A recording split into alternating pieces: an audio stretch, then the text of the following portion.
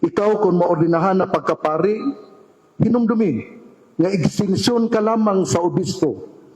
Wala kay gahom kung dili kakatagan o faculty sa obispo. Gipinom naman sa nagunang magbalantay sa Archdiocese sa Osamis sa ang bago na rinahan nga pari nga sinabihan do Padre Kelly James Suad Puyod atol kini sa gipaygay nga ordinasyon di pala madugay din sa San Isidro Labrador Calamba, Misamis Occidental. Yang pari extension lamang sa obispo diya sa parokya busa may nugdanon o hinumduman sa bagong pari nga walay gahom kini kung dili atagan og faculty sa obispo. Ang obispo mao ang nagkupot sa kaipita sa pagkapari o kini mao ang pari mao extension. Sumapa sa nagunang magbalantay at Bishop Martina Mawad nga dili magpaubispo-bispo ang bag-o naudinahan nga pari o nga pagipay magduwalo sa Manili o dugang magmasinugtanon kini kaniya nga mao'y kamahin nga naghatag kalinaw o panaghiusa diya sa simbahan. Gihatagan kinong pagdagan na example sa Arsobispo ang may tungod sa Society of St. Pius X SSPX kabaton pa sa nagunang magbalantay sa Archdiocese sa Osamis nga nagpakita ang grupo kakulang sa pagsunod ilabi na sa Santo Papa Papa Leo XIV. Sumala pa sa Arsobispo nga doon ay plano ang grupo nga mag-unina o upat ka mga obispo nga walay pagtugot diya sa Santo Papa karong maabot nga Hulyo. Tungod diri iyang ginidaan ang mga Katoliko ilabi na sa Archdiocese sa Osamis sa pag-apil sa mga misa o sakramento sa disgutan nga mga grupo. Busa alang sa Arsobispo may nugdanon nga ana gayon ang paghupot sa bagong pari ilabi na sa pagkamasinugtano nini sa iyang obispo kay kini extensyon sa obispo diha sa parokya. Obey your bishop because obedience gives peace and harmony in the church. Listen to the advices of your bishop and your priesthood. Your ministry is in the right direction. Ang Society of St. Pius X, SSPX, murag pili klaro ang obedience sa Santo Papa, Pope Leo XIV. Gusto sila nga mo-ordain og upat ka obispo nga walay pagtugot sa Santo Papa nga ilang himuon karong Hulyo 2026. Usbon ko, murag walay obedience ning SSPX. Busa ang mga Katoliko,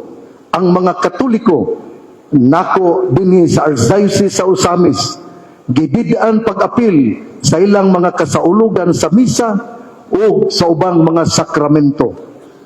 Pag-ampo, pagmasinugtanon, Sabdang ang ipasinadan usab sa nagunang magbalantay ang mga bagong pari batok sa mga tentasyon o pagpangabuso sa pagsalig sa katawan. Ilabi na sa mga kamatanunan iyang giyon nga pagsalig sama sa baso kung mabasag kini dili na mauli ang unang kaibtang mo sa kinanglan nga panalipdan ang integridad o ang pagsalig nga gihatag niini sa simbahan o diakoniya.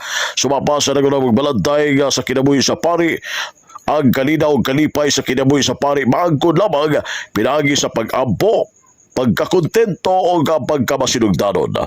Matod pa sa Arsobispo nga sa kapari kinanglan nga makontento sa kinabuhi. As a priest, be contented in life. Kung dili makakontento, dili gyud malipay. Kay kung sige reklamo, dili makabatunog kalinaw o gunahuna. Sumapa dili nga iyang gipasigugda ang mga problema usay diya sa pastoral nga kinabuhi. Nga kuno nay ana gayon apan kini angay gagamiton isip mga lakang panunog sa pagtagbo sa grasya sa Dios o pagsulbad sa mga hagit diya sa ministeryo. Alang sa Arsobispo, gitagan niyang pagdagan labi ng sab sa pamilya ni Reverendo Padre Puyod, gayong usab diri gay padayon ang pag-ampo alang sa maong pamilya diri sa magirikanan og nikayan ang pagsalig kaniya isip pangunang tingpangita sa paginabuhi sa pamilya. O suwapa nga wala kini magpari aron mahimong breadwinner sa panimalay kung mahatag siya maayo apan kung dili pugsod o dili hasulod bahin sa salapi. Kaysa pagtapos gagatusab sa Arsobispo ang paring Moampo, ilabi na sa katawhang gitungyan kaniya ang iyang pagkapari diya sa Archdiocese of Ozamis. Gagayusab niya iyang po siya isip Arsobispo sa Santo Papa o giman sa Timok Universal Church. Kaya ang Ginoo bipili kaniya kaya ang pari imo mauman ang instrumento sa Dios. Kung naginaot kini nga mamunga og mayong bunga adto sa bag-ong naunidad nga pari nga si Reverendo Padre Kelly James Suwan Puyod nga taga sa Pagdalaga, Misamis Occidental. Ayaw og dauta ang akong pagsalig. Kung ang baso mahulog ug mapusday, mabuak, dili na mauli ang iyang pagkabaso. Mausab ang akong pagsalig.